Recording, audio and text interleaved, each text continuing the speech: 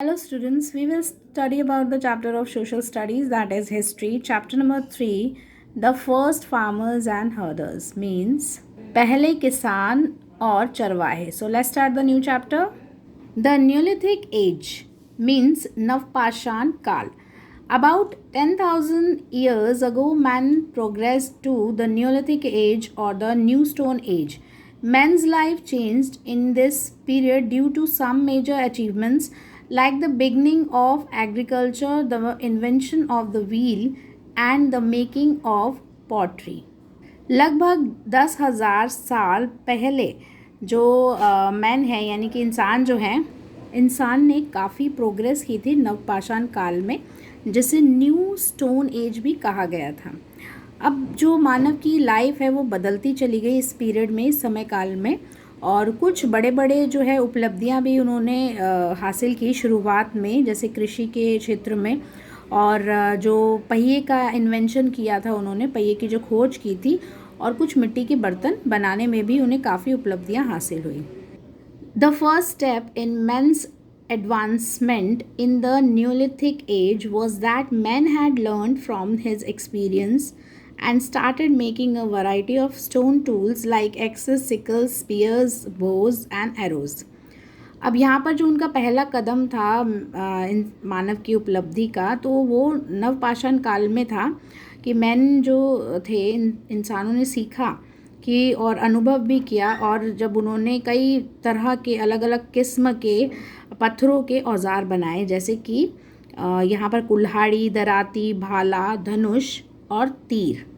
These tools were much sharper and better polished. Such tools have been found in the Neolithic sites of Indian subcontinent at Burzahum and Gulf Krull in Jammu and Kashmir, Chirand in Bihar, Meghagarh in present-day Baluchistan and Daujali Hading in Assam.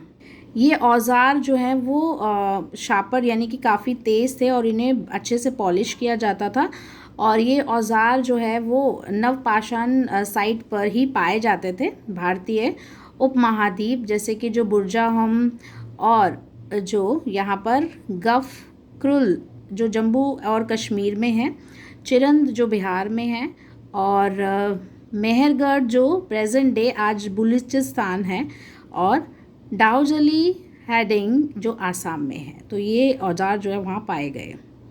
Beginning of agriculture यानी कि कृषि की शुरुआत. We do not know how to neolithic man begin to cultivate plants. Maybe they observed some discarded seeds growing into plants. This was his major achievements. The major crops grown by men during this period were rice, wheat and barley.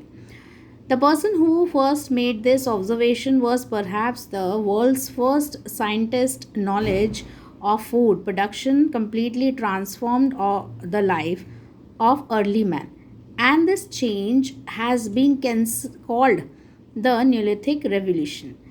तो हम नहीं जानते कि किस तरीके से नवपाषाण जो इंसान थे उन्होंने किस तरीके से कृषि की शुरुआत की, और शायद वो ध्यान से देखते थे इन बीजों को बोना किस तरीके से बोए जाते हैं. तो इसी तरीके से उन्होंने एक बहुत ही बड़ी उपलब्धि हासिल करी थी कृषि के क्षेत्रों में. उन्होंने अनाज को ग्रोन बोया, ठीक है, इंसानों के द्वारा इस समय काल में, जैसे कि चावल है, गेहूं है, मक्का है, मतलब जो जौ है. तो इस तरीके से उन्होंने बोआ. तो जो इंसान जो व्यक्ति थे वो जो उन्होंने पहला ये जो ध्यान दिया था जब कृषि के क्षेत्र में, शायद जो संसार के पहले साइंटिस्ट थे, तो उन्हें जो खाने की जो भी नॉलेज हुआ करती थी कि वो किस तरीके से उत्पादन कम्प्लीटली जो उन्होंने चेंज किया है प्रोडक्शन के क्षेत्र में, जब उन्होंने प्रोडक्शन किया कृषि का, तो उनकी जो लाइफ है वो बहुत ही जल्दी चेंज हो गई. अर्ली मैन में जो चेंज हुई, जिन्हें न्यूलिथिक रेवोल्यूशन कहा जाता है, यानी नवपाषाण काल की क्रांति कहा गया. As man transformed into a food producer from a food gatherer, he started leading a more settled life. अब जो मानव है वो चेंज होता गया, और चेंज होके एक फूड प्रोड्यूसर यानी कि खाना उत्पादक बन गया, और उससे वो फूड गैदरर बन गया, खाने को इकट्ठा करता था वो, और यही उनकी जो एक लाइफ स्टार्ट हुई और धीरे धीरे वो लाइफ स्टार्ट सेटल होना शुरू हो गई. Now the Neolithic men became farmers. At the same time, they began to domesticate animals such as sheep, goats, and cattle. These animals ate grass and lived in herds. Since men provided food and security to these herds, they were known as herders.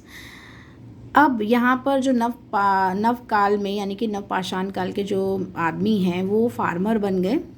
ठीक है. और same time उसी time में उन्होंने जो है domesticate यानी कि पालतू जानवर जो है वो पालना शुरू कर दिया, उनका पालन शुरू कर दिया, जैसे कि भेड़, बकरी, मवेशियाँ. तो इन लोगों को पालना शुरू कर दिया. और ये जो एनिमल्स थे वो घास खाते थे और वो झुंड में रहते थे. अब ये जो मानव है, ये व्यक्ति जो है, उन्हें खाना प्रोवाइड करवाते थे और सुरक्षा देते थे झुंड में. तो वे हर्डर के नाम से यानी चरवाहे के नाम से जाने जाने लगे. Now men did not have to wander from place to place in search of food. This is how the world's first village and village life must have developed. अब यहाँ पर जो मानव है वो एक स्थान से दूसरे स्थान खाने की तलाश में नहीं घूमता था, क्योंकि यहाँ पर क्या है, वो संसार का ये पहला गांव था जो काफ़ी डेवलप हुआ था. अब वो जब उन्होंने जानवरों को पालना शुरू कर दिया तो फिर वो इधर से उधर नहीं घूमते थे, एक स्थान पर रह के ही उनका पालन करते थे. Now man was assured of a regular food supply. His life became much more secure. At the same time, he began to tame and domesticate animals like dogs, sheep, donkeys, horses, etc. Probably dog was the first animal to be domesticated. अब जो है man ने ये विश्वास दिलाया कि वो regular खाने के लिए खाना सप्लाई करते थे और उनकी जो लाइफ है वो बहुत ज़्यादा सिक्योर बन गई थी, सुरक्षित बन गई थी. सेम टाइम ही उन्होंने जो है शुरू कर दिया डोमेस्टिकेट यानी कि जो एनिमल्स को वो पालते थे, जैसे कि डॉगी हैं, भेड़, गधे, कुत्ता, घोड़े, ये सब पालते थे वो. और डॉग जो है वो पहला एनिमल बना जिन्हें उन्होंने पालतू बनाया, यानी कि डॉगी को उन्होंने काफ़ी पालतू बनाया. तो सबसे पहला एनिमल वही था. But we should never forget that men's development had been a slow and gradual process. In many areas, men and women continue to be hunters and food gatherers. In other places, they gradually took to agriculture and domestication of animal. Often, all these activities were combined.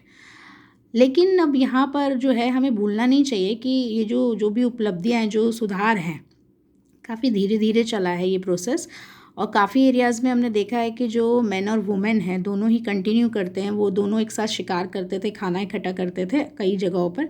दूसरी other जो places हैं वहाँ पर देखा है हमने कि जो कृषि और जो एनिमल्स को पालने का सवाल आता है तो वो दोनों ही करते थे. और लगातार कई बार जो है जितनी भी एक्टिविटीज़ होती थी वो कंबाइंड होती थी, जिसमें दोनों शामिल होते थे. नेक्स्ट है कम्युनिटी लाइफ यानी कि समुदाय जीवन, जो सामुदायिक जीवन होता है. Now the neolithic man lived in a more organised and settled community. Still there was no concept of private ownership of land.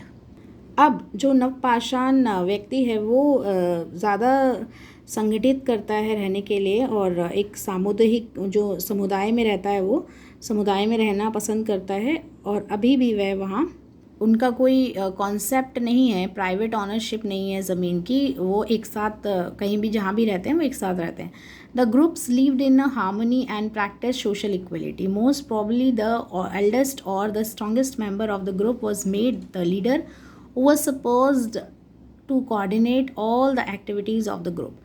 यानी कि यहाँ पर क्या है, ग्रुप में सभी एक साथ रहते हैं अच्छे से और सोशल इक्वलिटी यानी कि एकता के साथ, सामाजिक एकता के साथ बनाए रखते हैं उसको, एक साथ रहते हैं. जो सबसे बड़ा और स्ट्रॉन्गेस्ट मेंबर, जो शक्तिशाली ताकतवर मेंबर होता है ग्रुप में, उसको लीडर बनाया जाता है और वो बाकी की जो ग्रुप में एक्टिविटीज़ होती है उसमें काफ़ी सहयोग करता है. At Burza Aham in Kashmir, pit houses have been found dug into the ground with steps leading into them. Evidences show that these pits were dug using stone tools. Some materials remain, such as pottery and cooking hearths, have been found in these pit houses. This shows that people lived in community.